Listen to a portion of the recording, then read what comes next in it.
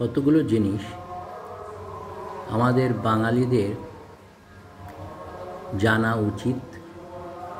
আমরা বড়ই ধর্মভীরু এবং বিভিন্ন সময় অনেক কিছুর মধ্যে জড়িয়ে পড়ি এবং খানিকটা অজান্তেই জড়িয়ে পড়ি।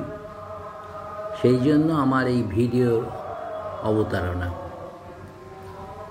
আমাকে কেউ বুদ্ধ অনুগামী ভাববেন না, তবে আমি গৌতম বুদ্ধকে শ্রদ্ধা করি, কারণ তার নাস্তিক এবং যুক্তিবাদী দৃষ্টিভঙ্গির জন্য।